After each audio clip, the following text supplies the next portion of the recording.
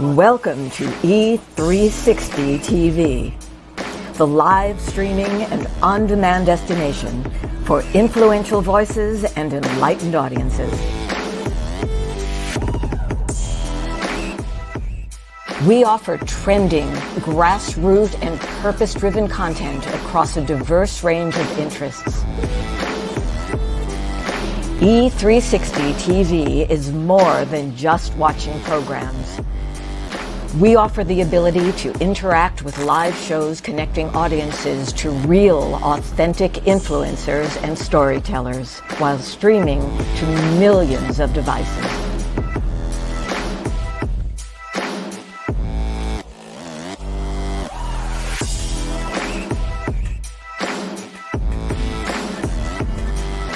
Real experiences.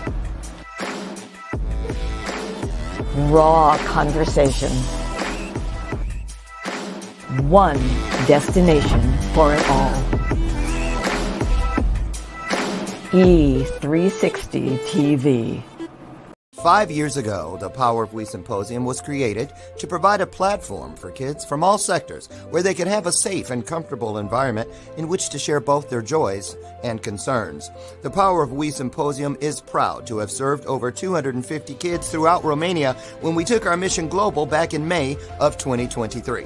Now, 2 teams of amazing volunteers from both the U.S. and Romania embarked on an 8-day Legacy of Hope tour, bringing encouragement and hope to not only the kids of Romania, but also the adults who support them, and also to over 100 kids here in the U.S. who contributed handwritten letters of hope to our Romania mission of 2023. Now, this year, we are proud to provide this opportunity yet again in October, and we are super excited to up our game. New venue, 750 kids this time, and we want to see you there. We're looking forward to meeting you in person at this year's event, which promises, as always, incredible speakers, amazing content, and of course, some of the greatest kids on the planet. So, mark your calendars for October 24th, and we'll see you here in Chicagoland for the Power of We Symposium 2024. This year's theme is Always Together, Never Alone. Tickets are available now on Eventbrite or at powerofwesymposium.com.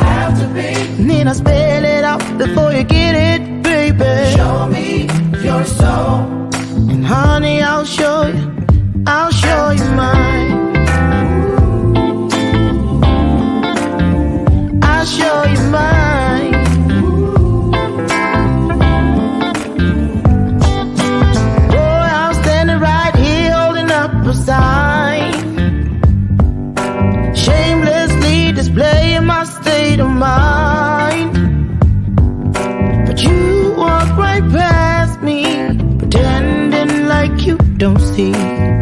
What's yours for the taking tonight? Good morning, good morning, good morning, good morning. Welcome to today's installment of Bathrobe Moments. I'm your host, Dr. Lauren. Welcome to the 9th day of May. Can you believe it? Oh my goodness, Mother's Day coming up this Sunday. And I'll be making a trip. If I can fit it in, I got to fit it in. I always go to Michigan to place flowers on both mother number 1 and mother number 2's grave sites. So I'll be making my way down there, but I'm hoping I can do it this weekend. Why am I hoping? Well, you guys know, because I've been telling you, giving you heads up, because I love your support and your prayers. I really do. I'll be traveling early, 4 o'clock tomorrow morning, headed to New York City for a one-day event. I'm just going to go and come back that night, tomorrow night. I get home around 10 p.m. I'll be at the BYP, Black Young Professionals Network, their annual leadership summit in New York City. And hundreds and hundreds of young professionals from all over the country will be there. And I'm so excited to be on that stage tomorrow. So if you could send some traveling prayers, some mercies, that all goes well, I would appreciate it. Okay. So anyway, here we are in Mother's Day week. What are your plans? Drop it in the comment section if you would. If you still have your mother, hold on tight. It's such a blessing. But I can tell you from experience, even when they're gone, you can still hear their voices telling you what's right and how you should behave. Never changes. That's some good news, right? That right there is the bell of purpose. I ring it on purpose, with purpose, because it's not a show gimmick. It's not a prop. I tell you all the time, it's more of a reminder. It really is. It's an opportunity, if you will, because we're busy people. We know this. Lots going on, but we should never get so busy that we miss that ring of truth. And the truth has a ring to it, just like the bell does. So that's why I will ring the bell when there's some truth out there that I don't want you to miss. Is that okay? I guess so. At this time, I want you to help me, please. Welcome to the show, my sidekick. This is my version of Ed McMahon. She's been here all 8 years. This is Lucy McGillicuddy Ricardo. And you'll see she's back there, stacked two Lucy dolls. The Vita Vita Vegemin one and Queen of the Gypsies, 2 of my favorite episodes. I'm hoping for Christmas or maybe my birthday, the 4th of July, to get the Lucy in the Chocolate Factory. You know, when she's in there and that's stuff. And yes. So anyway, my husband's upstairs as he prepares to get on the road. He's going to Iowa and I'll be in New York. So we'll be apart this weekend and then heads up next Wednesday, the 15th. There'll be reruns on Wednesday, Thursday, and Friday. Also Monday, because I am all over California. I go to Monterey, California for 3 days for a mental health symposium there. And then I'll fly down to Los Angeles for the E360 event over the weekend. And then back home, I have a photo shoot down there. I'm so excited. Tisha Bonet is she's Sierra. You ever heard of Sierra? She was just, if you watch American Idol, she was the mentor last week. So Sierra, the songstress, the R&B artist, her photographer is going to do my photo shoot on Monday. So let's hope I wake up with less luggage than I take on the trip. Can I get an amen? Okay. So anyway, we're here today. Share this out. Share this out. You're going to love this. This is going to be a conversation today with our guest, DEANNA FREY, where we talk about spiritualism and science colliding. When I think about it, I think I said this to her when we were in the early stages of the show process of booking her out. Do you remember back in the day, if you're old enough, probably 40 and older, maybe 30s, but 40 for sure, there was a commercial on television back in the day for Reese's Peanut Butter Cups, where they would show two cartoon characters colliding around a corner, and then one would say, "Hey, you got your chocolate in my peanut butter." "No, you got your peanut butter on my chocolate." Then they both taste and go, delicious. So that is what I'm hoping for today. Is it possible to mix oil and vinegar? Yes. But what about oil and water? What about that? Which is how a lot of people look at spiritualism and scientific mindset. So we're going to talk about it, even though we're trained and groomed to not talk about politics or religion. We didn't say religion. We said spiritualism. 2 totally different worlds. So let's get that straight. Before I get our guest in here, though, I have taken the liberty of finding a little ditty, if you will. There's a lot out there. Now, what just happened? Okay. Okay, can you guys hear me? There we go. Okay, I froze for a second. There's a lot out there about this subject, and I found something that's short and sweet. We may not even watch all of it, but I'm going to get our guest in here. But this is to set it up.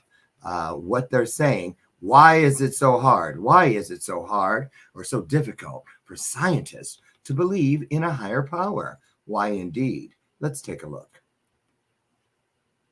Science is about trying to get rigorous answers to questions about how nature works. And it's a very important process that's actually quite reliable if carried out correctly with generation of hypotheses and testing of those by accumulation of data, and then drawing conclusions that are continually revisited to be sure they're right. So if you want to answer questions about how nature works, how biology works, for instance, science is the way to get there. Scientists believe in that, and they are very troubled by a suggestion that other kinds of approaches can be taken to derive truth about nature. And some, I think, have seen faith as therefore a threat to the scientific method and therefore to be resisted. But faith in its proper perspective is really asking a different set of questions. I agree. And that's why I don't think there needs to be a conflict here. I agree with that. The kinds of questions that faith can help one address are more in the philosophical realm. Okay. Why indeed? So we're going to stop right there, and we might come back to this with DEANNA when she gets in here, which guess what is right now. I just want to give you this. I'm so honored to have DEANNA Frey here. She's a passionate explorer at the intersection of science and spirituality. She holds a BS degree, and that doesn't mean what you're thinking. It's Bachelor of Science. Just kidding. Well, I'm telling the truth. In chemistry, of all things, and a minor in biology, so check on the scientific part, and also a master's in organic chemistry. Overachieve much, DEANNA? Lord. And that's from Duke University. So she's the real deal. She has over 2 decades in the pharmaceutical industry, and she's ventured far beyond the conventional paths of medicine into the transformative realms of alternative healing and metaphysics. So, and she's also a Reiki master, a whole bunch of other stuff, but I want to get her in here. And we're going to talk about this. How do can these two ideals, mindsets, be bedfellows? Put some hearts on the screen, would you? It's our way of saying welcome virtually to our guest today, because I hear her come down the hallway, DEANNA Frey. Is she walking or is she on some kind of hovercraft?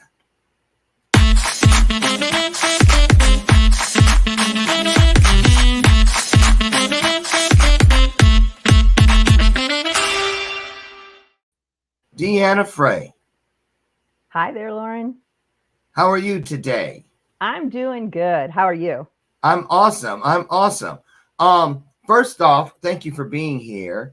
And I'm really excited about our conversation today because you heard the setup there for today's conversation. Let's start with this. Do they know how to deal with you when they find out you're a scientist and, you know what I mean? And they're from the spiritual realm or vice versa. When they're in the spiritual realm and you start saying you're a scientist, they go, uh-oh. Talk about that if you could. That's a really great question, because when I first started working in this area, I was very much kind of in the closet, so to speak. So my scientific side. I know exactly how that feels. My scientific side and my spiritual side, I kept separate because I wanted to just explore the two. And so it took me a while once I kind of walked away from the science part of it. When I was with my spiritual folks, I didn't talk about my scientific background. In fact, I thought that would make it so people wouldn't pay attention to me, right? Because that wasn't that was like scientists. That's not what we do here, right? Mm-hmm. And certainly with my science folks, I never said, oh, by the way, I'm doing all these things. It took a couple of years for me to really go, you know what? Own it, right? Right. There are other people like you that are curious, but are afraid to do anything because of what people might think or whatever they want to know. So if you want to know, other people do too. So why don't you help them? Well, and you know what? I want to say this. When I was in, and so many of us out there, if this was you, say, yes, that was me, put it in the comments. We start our road, our journey, if you will, towards spiritualism ordinarily, in many cases, through the front door of organized religion. Yes. And then we come out the back door, a lot of us screaming and running on fire. Get me out of here. Can't get out of there fast enough because there's so many collars and it's like, oh, shame, you know, all of that. And so, but, and in there, yes, science is, you're in the ring, pop, pop, pop, because it's so diverse from each other. One is, you know what I'm saying? It doesn't make sense. But when you bring it into spiritualism, you start seeing, because it's nature, it's frequency, it's all of those things. How can that not work?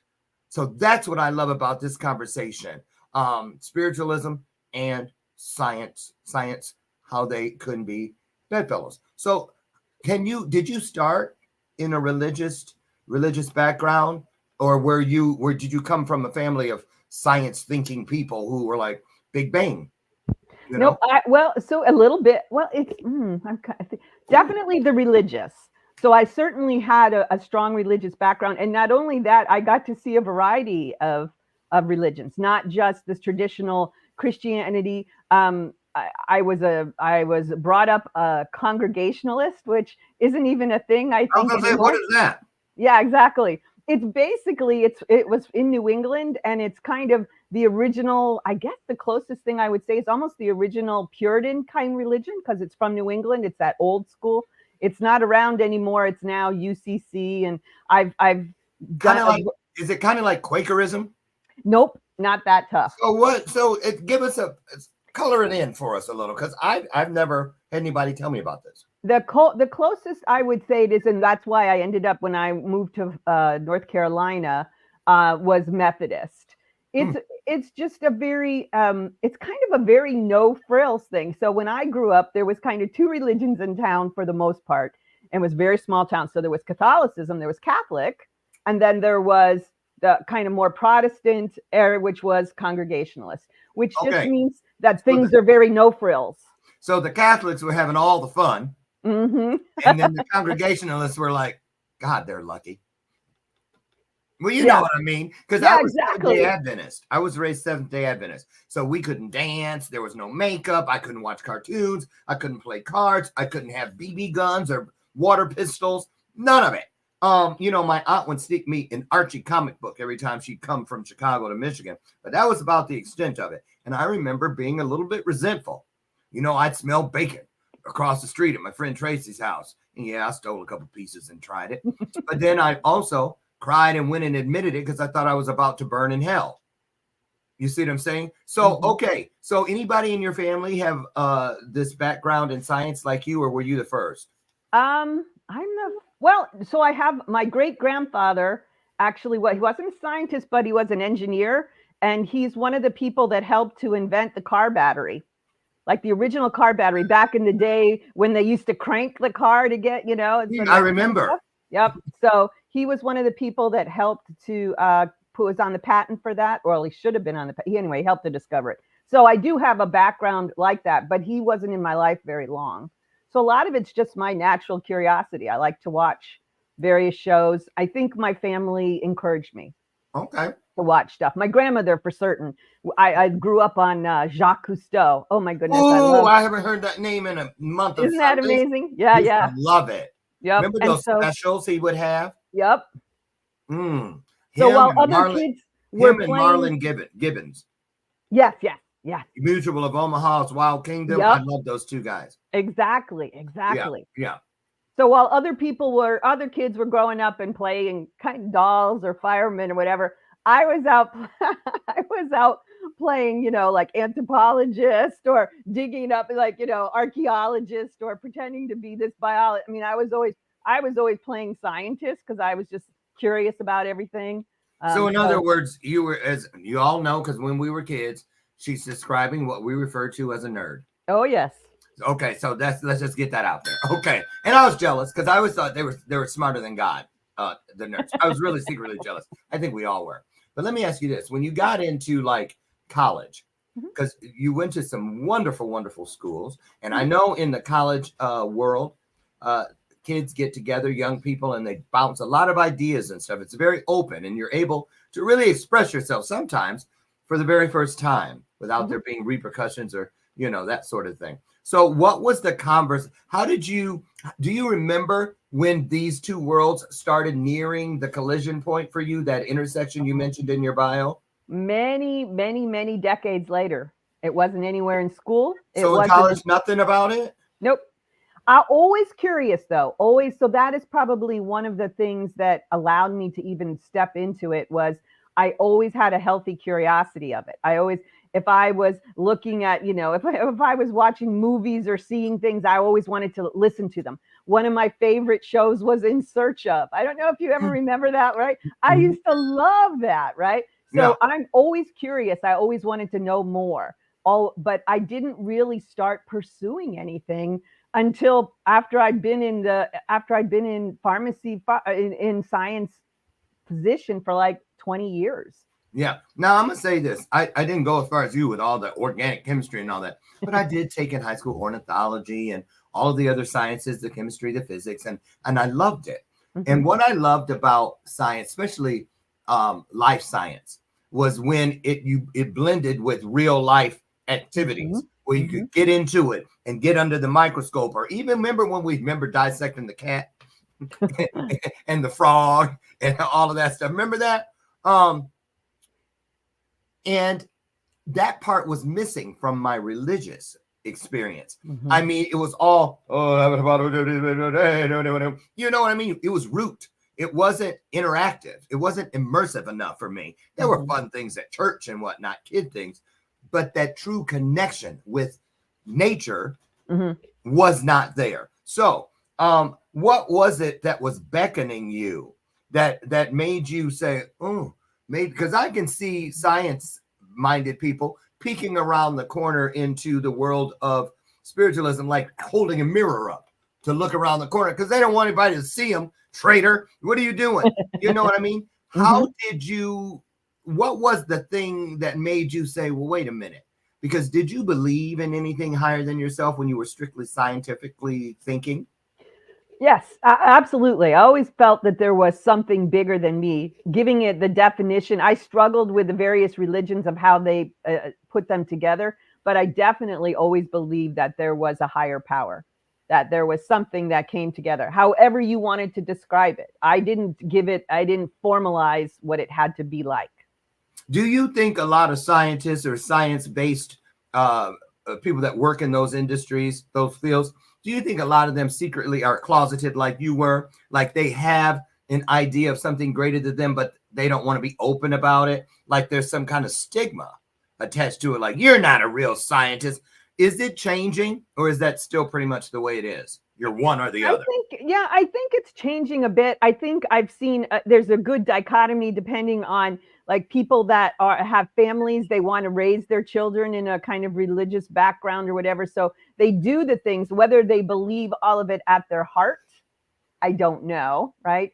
And I certainly have encountered people that are like, oh, that's all baloney, whatever. It's just the end. You know? Here's a question.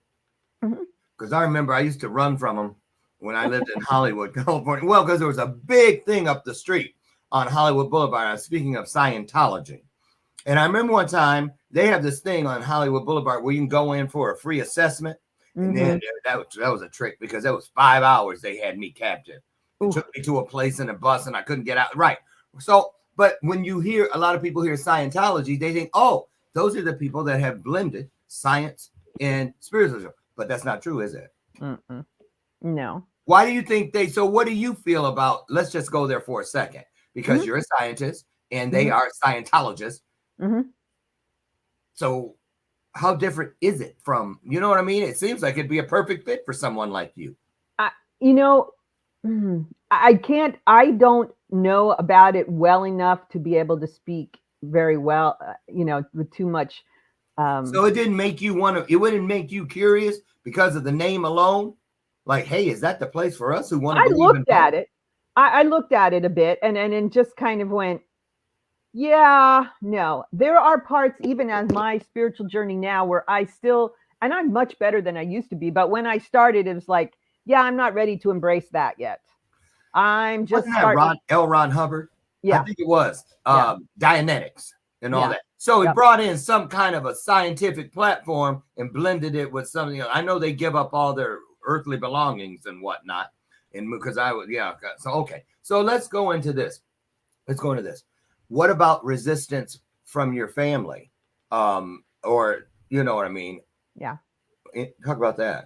How's that? It's, you know, one of the things that I really was good about, because my family is very traditional. You know, my husband is in engineering, so another science kind of based thing. My family can be particularly religious, so they look at it as kind of like, what are you doing to the religion? So what I just did was just kind of do my thing. In other words, I didn't say anything to anybody. I didn't try and convince anybody or anything else. I just went about my life and embraced it for me. And what happened was, because people around me could see the changes in me and my life, they were like, oh, I think there's something there. And little things would happen that to my, you know, like my poor husband, little things would happen. He'd be like, okay, that was weird. I'm like, not really. Same with my husband. Same thing. Was not a believer much, didn't grow up in you know, they didn't go to church or any of that stuff. But then he started seeing things happen, you know, and it was like, and now he's on board, but he's on board organically, not forced or pushed. And I think that's a big piece of it too, for all of us, because I believe in this premise. It's the way we evolve or awaken, if you will, is based on a need to know, which is simultaneous with our need to grow. So when you're ready, it presents itself, the opportunity, the choice. And that's the great thing about spiritualism for me. It always provides me with choice, which in prior life didn't have much of that. So in your work, let's talk about that. I find you cover, well, first of all, for 7 years now, over 7 years, you've had something called Blue Skies Journey, a trusted provider, it says, of holistic healing services, pretty much in the Raleigh, North Carolina area. So you guys do everything: Reiki, energy healing, quantum healing, beyond quantum healing, which I didn't know was a thing. But what really shocked me were these two pieces: past life regressions and intuitive card readings. Now, those are two things you hear, you know, that's a lot of spiritual gifts. Those are a lot of spiritual gifts. So what did the people in your world think of you when you started saying, hey, you know, I believe in past life regression. You know, I can perform Reiki. You know, I mean, your family that was religious based, was it like, oh, no, that's of the devil? They didn't go that far. I just think they just kind of went, How right? nice for you. Right, exactly. Until they kind of see it for themselves. And, you know, I'm sure there are some things they still don't embrace. I started, because I was a scientist, I started with Reiki, because in my world, that was still kind of started to walk the science-based route. There were trials and reports and things like that showed that Reiki actually worked in a kind of almost scientifically rigorous way. And so it was like, oh, you can step your toe into this, because this is actually, it's got a little bit of bait. Nobody's going to look at you too strange, because it's showing that it might work. And so, because I was always wanted to be a helper and a healer, that's why I was in pharmaceuticals anyway. It was like a natural thing. And I started with Reiki, and then I kind of just branched out from there. And what you said, I think, is perfect about you get into things when they're appropriate for you. And I always talk to people about divine timing. It really is what it is. Even if you wanted to do something, it's going to come to you when it's supposed to come to you, when it's the best time to come to you. Right. And so it'll be there. The opportunities will open up. And the other thing I liked what you said, Lauren, was free will. That's the thing. We have a choice. We always have free will. That's right. And you know, here's one of the most beautiful things about being human and alive and having a journey, is that everything is based on the search. biblically speaking and whatnot. I love the promises: seek and you shall find, the guarantees. And that is right inside the scientific mindset, hypotheses and this and the other. And just learning and earning your way to a revelation of some sort. So I want to let's talk about this part. For a person like you, at let's say a family reunion or a dinner party, you've got colleagues and peers from the scientific world on one side, family members and neighbors on the other side, from the religious side of the thing. So the colleagues, because I do work with the space industry, literal rocket science, and they take themselves so seriously. They really do. You can barely get them to crack a smile half the time. How do you deal with one side of the room being, and the other side of the room not taking you seriously because they're like, she's just as crazy with all that spiritual stuff, Reiki and hogwash. Well, so where do you find your peace? P-E-A-C-E. Where do you find your peace? I think it's the same way that I approach anybody, like any clients or anything that come to me, as on an individual basis. So depending on who it is, I'm going to relate to that. I'm going to get to know that person, however it is, and relate to them on their level. Never pushing, never whatever, just being genuine and having integrity and approaching them with each way. If the conversation comes up, I will absolutely go with it. And I will present things in a way that I feel like they will be able to handle, that they won't immediately shut down, regardless of whether it's science or whether it's a more religious group. It's like I meet them where they are, is basically what it is. And that's how because nobody, I'm so stubborn that nobody could push me anyway, one way or the other. And, like many of us, if somebody says, this is the way it is, the first thing you go, right? And so I don't do that. I meet them where they are. I got a question. It's a little off topic, but I can't get past it. So I just got to know. Like, are there multiple ways of spelling it? But your name of your brand, Blue Skies. I was like, when I was looking, I was like, something's wrong with that word. Yes. Because I was expecting S-K-I-E-S, but it's actually Y-E-S. And why is that? So, gosh, how long is it ago now? 25 years ago now, maybe. After I went through a particularly tough time in my life, I decided, this was way back at early days internet, folks, when I've decided that at that point in my life, everything was going to be blue skies. That's it. I had been through all the tough stuff. I was only going to go after the good stuff. And back in those days, I was coming up with an email address, and somebody else had already taken S-K-I-E-S. And so because I just identified so much with that when it came time to create this business, it was, look, it is about blue skies. This has been your journey. And so that's why the name came together as Blue Skies Journey. It's like it's kind of like following my journey, but then helping other people on their blue skies journey. And you know what I love about that story, as quick as it was, is this. Because choice. You had a choice and you chose, that's not going to stop anything. This is what I want it to be called, and I'm going to make it work. I'm creating my own version of what I need. And we have that. That's what I love about both sides of this conversation, science as well as spirituality.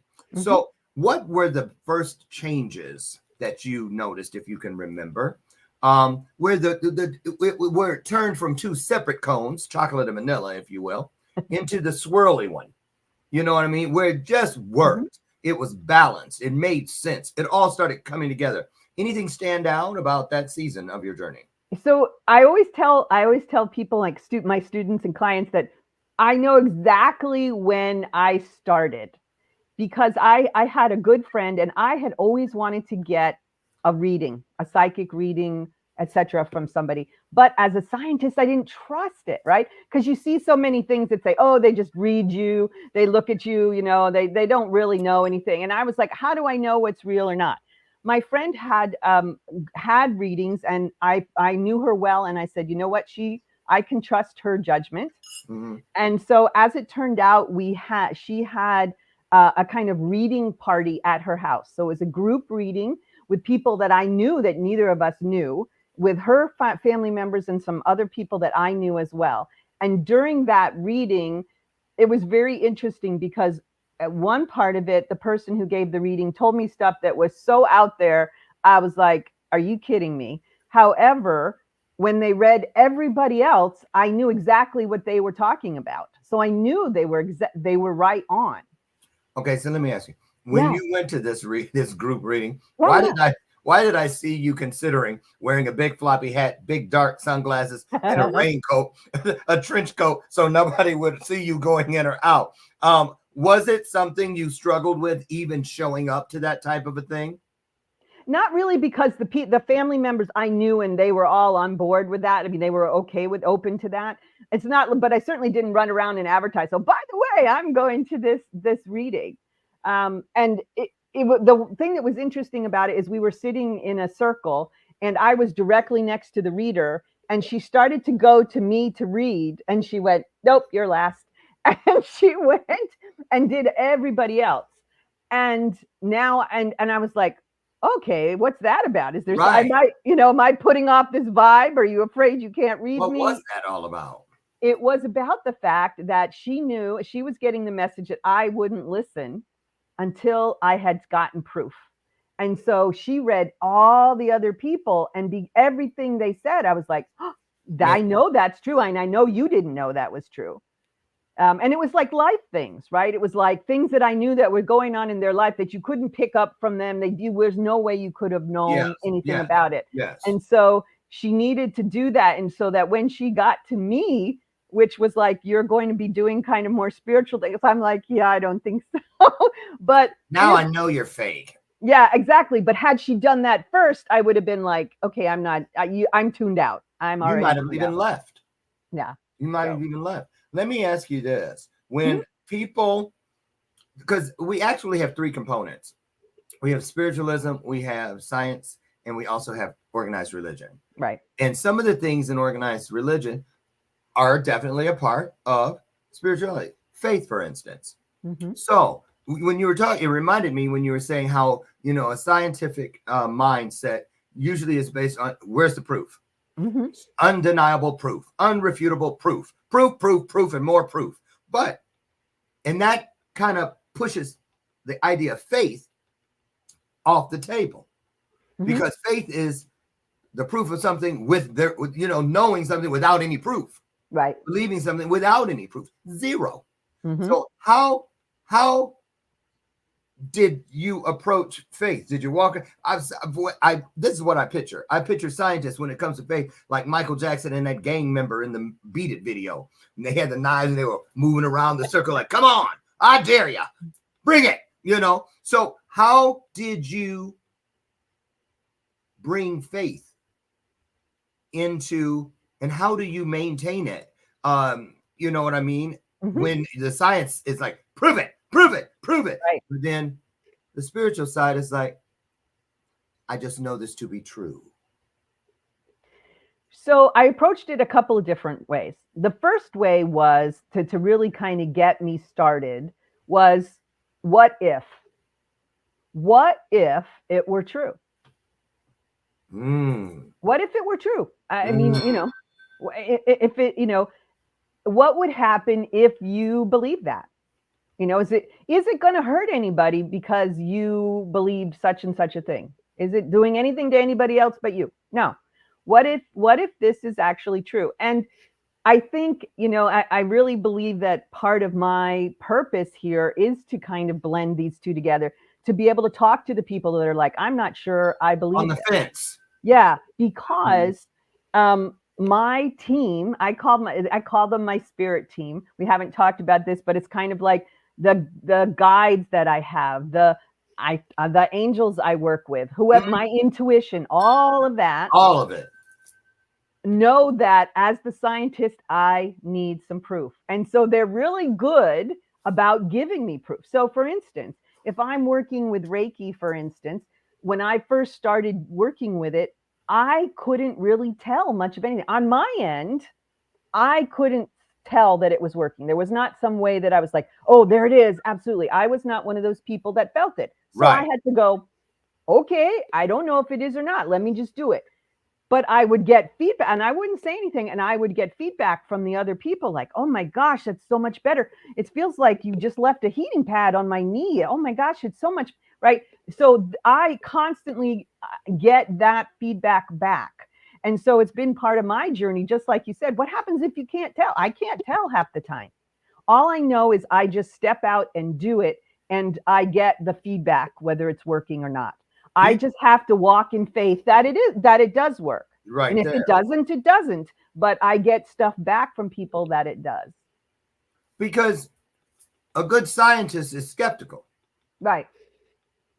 You know, there's just so many diametrically opposed vibes is the best word I can find, you know, that will, or so we think. So Right. let me ask you this. This is a two-parter. When you said, what if this was true? Because science, you always start with the question. Mm-hmm. So was there ever any, well, just in case it is real, maybe I ought to learn a little bit about this. So because you know what I'm saying. You want to move forward. Did you feel something from the spiritual side pulling you? A universal beckoning. Hey, you, come here, Deanna. Yeah, I did. And so when after that one reading I did, I started doing all kinds of research. And weird things would start things like, I remember not too many days after that, a song came on the radio. And I was like, I have never, ever heard that song before. As it turns out, it was from the 70s. It wasn't like it was some new thing. I never had heard that. And there was something about the wording of it. I was getting all this meaning in it, you know? Does universe give you proof when it knows your own skepticism? You know, it's like, oh my, because a lot of people go, oh my God, I can't believe, out of nowhere, out of the blue, all those words that deceive. Because a lot of us forget that when we ask, you know, whether it's, oh God, help me, oh Lord, what am I going to do? Da, da, da, da, da. Even if you're not a believer, when a person is in trouble, the very first words out of their mouths in many cases is, oh Lord, oh Jesus, no, oh my God. All those things that you said you don't believe in, but then when the answer comes that you were looking for, or that saving grace finds you, a lot of people forget who they asked. And they just say, boy, was I lucky.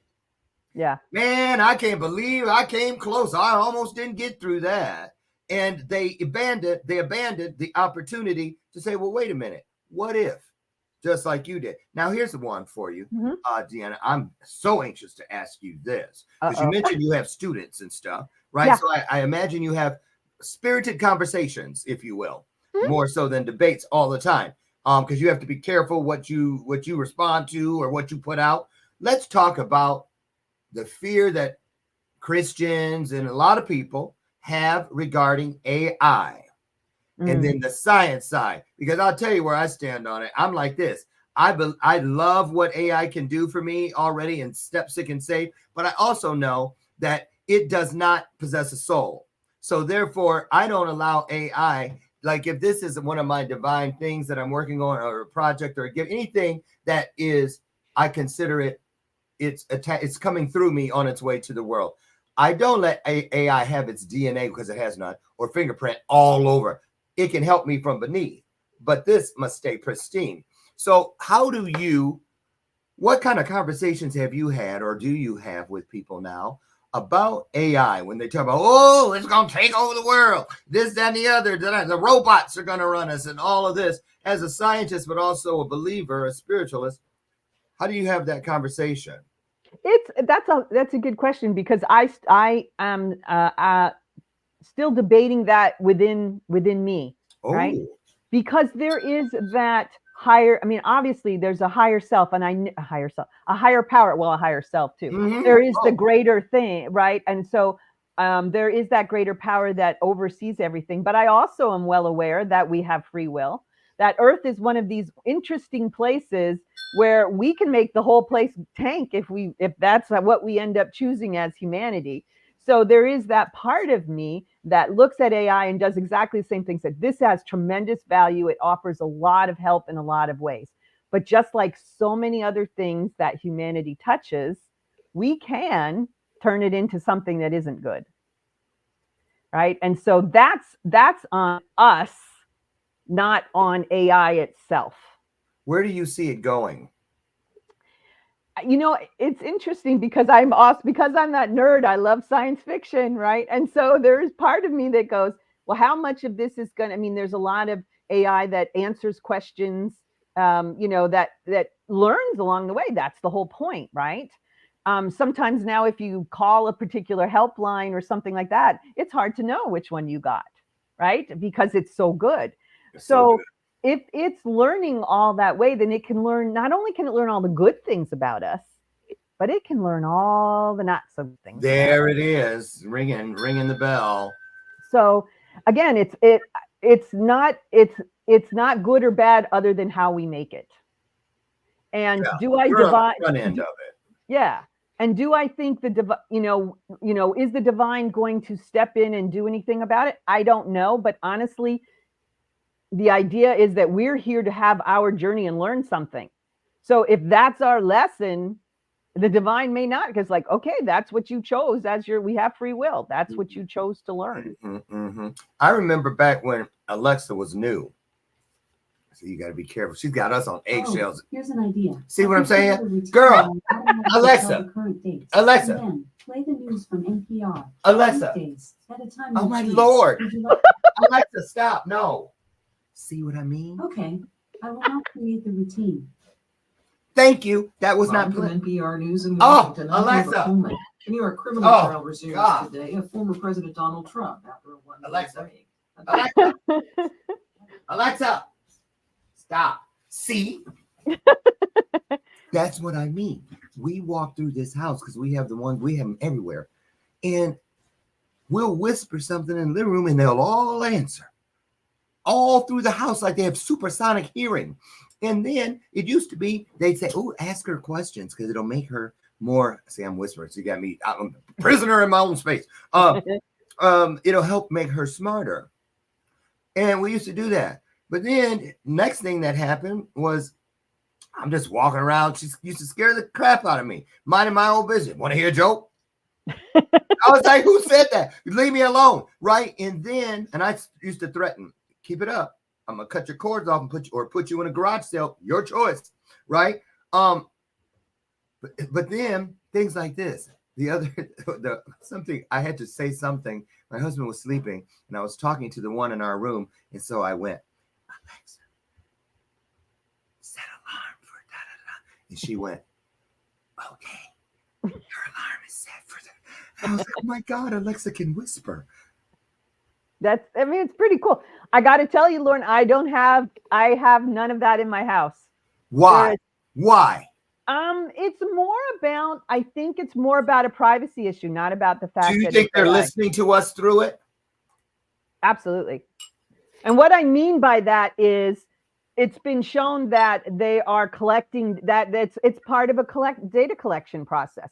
In fact, there is stuff that says even your phone, I don't have to have my voice thing on. You ever notice that it's kind of interesting that ads will pop up in your Facebook stream. It's like, I didn't search for any of that, but I was talking to so-and-so about that. Yeah. Now, I think, as a scientist, it's like looking at the back end of things. I am sure there are people collecting information, not necessarily in a bad way. They think they're doing it in a good way, right? They think they're helping people, and it is, but I don't need them to know my information, Wow. So I just don't. Okay. Macaulay Culkin.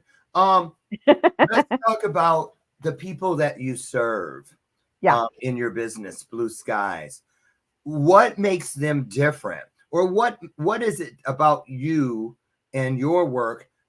It would seem to me, because you stand and sit in such a different seat, a different podium, a different platform. How do the people that find their way to you, what do they attribute that connection to? Is it more on the science side, more on the spirit? Talk about that, please. So that when I remember, I told you when I first started, I didn't pay much attention. I mean, I really kind of kept them separate. I didn't want to admit that I was a scientist in one end, and I didn't want to admit this.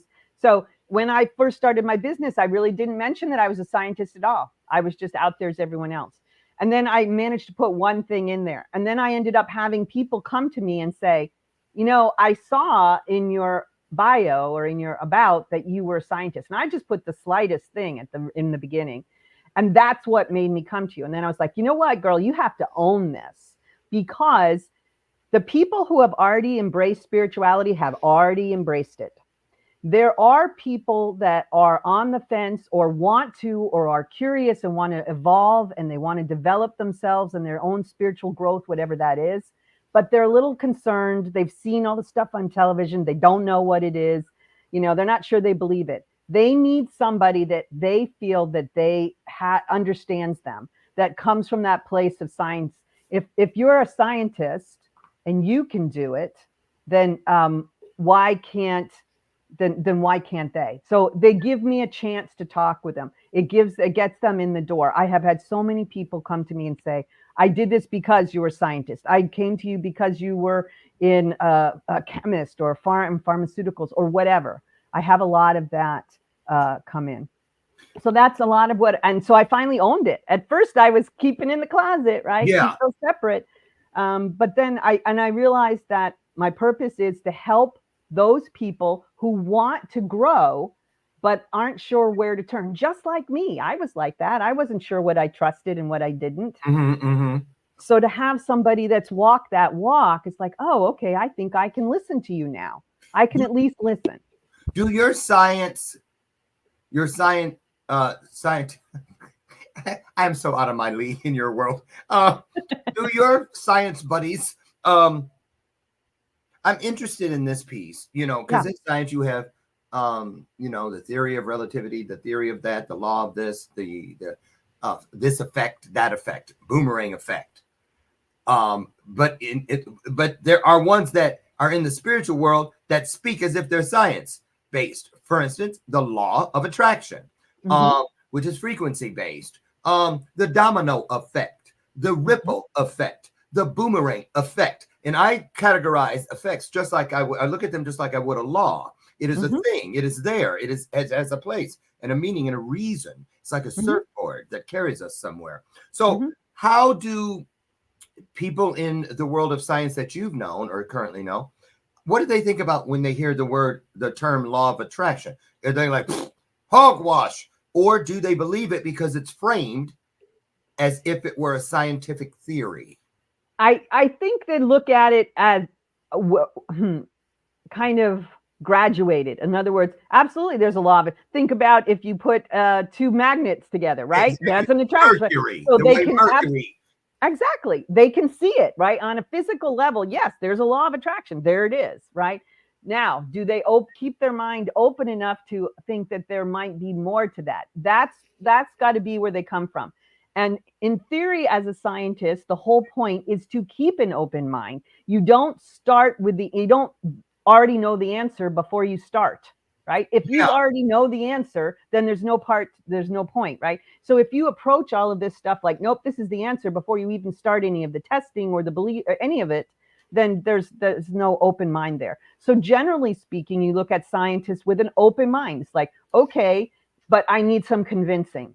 And so depending on where they are, they may come more easily to see things or they may not. The blending of these two worlds have been happening all along, I believe. For instance, you were talking about you do work with past life regressions. Well, nobody questions when someone says, oh my God, I just had a deja vu. And that's a scientific thing. Deja vu, right? But if you were to say, yeah, I think it's attached to a past life regression. Are you crazy? You know what I'm saying? So there's so much out there. Let's, oh my goodness, this hour has flown by. We got 2 minutes left. Man, I could talk to you all day. Seriously, how do people get to you? And do you do workshops? Do you masterminds? Yeah. So they can get to me via my webpage, blueskiesjourney.com. I have a free consultation on there. Yeah. For people that they want to understand what it is they need, how I can help them. So I do sessions online. You can do online sessions of various things, from energy healing to hypnosis and past life regressions. Those can be done online or in person in Raleigh. In fact, coming up, I have on the 21st, I have an evening where I'm doing a past life regression, group past life regression, for anybody who wants to step their toes in. When is that? The 21st from 7 to 9 p.m. Eastern time. It's going to be via Zoom. It's a limited number of folks because I don't want to have a humongous room, but we're going to step into if people want to. How many spots do you have left? Do you know? I think I have 7. I think there are 7 left. Where's the link for that? It is on my webpage. So if you, and it's also in the Facebook group, you'll see an event there. You can, the link will be in there as well. So either on the webpage or there. Absolutely. Awesome. Any books, or do you have any books, or do you have any books in the works, or do you plan to? No, at some point I've been told by my team that I'm supposed to be writing. Well, that's who told me to ask. So I'm just saying, they're like, don't let her leave without mentioning this. I just think you're a brilliant, brilliant, brilliant woman. I really do. And you make it accessible to people like me that have always been, I came out of foster care, you know what I mean? Where most of the kids are what they would call remedial or special ed. And even though I wasn't in that category, I still, that's my tribe, right? And I always thought that I would never be able to have a conversation with a person like you that would actually make sense to me. And you changed that. So I'm so grateful. I think all of us need to find more people like you so that we can blend all of the opportunities, not just the set that was handed to us or groomed into our journey. We need to evolve, find our higher selves, and it all begins and ends with seeking. And that's what I love about that science side. So, man, great job today. Anything, here's your Jerry Springer moment. Anything you want to leave the audience with before we get out of here? You know, I saw something just this morning, and it was one of these things of like, make today a great day, right? Just make today a great day, every day, whatever it is. So Indeed. That's my thing, to go out there. Just go out there, get the day, and make it yours, and do something good. Amen to that. So thank you again, DEANNA Frey. I want to have you back again. I wouldn't mind even talking about putting a special together, a 90-minute special about this, because I find it. Would you guys like that? Put it in the comments. Yes, let's do a special, and I'll make it happen. Great woman, you guys. Follow her. I will take all of her links that she's provided and put them in the chat immediately following the broadcast in a couple minutes so that you can have easy access. In the meantime, do what DEANNA said. Get out there today. Find just a little piece of your highest self. It only takes one E and one R. When you awoke today, trust me, you were already great. Now, how can you become greater? You were already nice. What can you do to become nicer? You get it, right? Listen, get out of here. I will see you Monday, God willing, over on the front porch. We're together. We can have another illuminated conversation just like we've done today. I tell you every day in conclusion, as we get out of here, that I love you. I couldn't do this without you, nor would I want to. And again, I love you. And don't forget, there's not a damn thing you can do about that. So get out. I'll see you soon. Have the best day ever. Thank you, DEANNA. You're good. Thank You're good. you. All right. Bye. Bye. Bye-bye.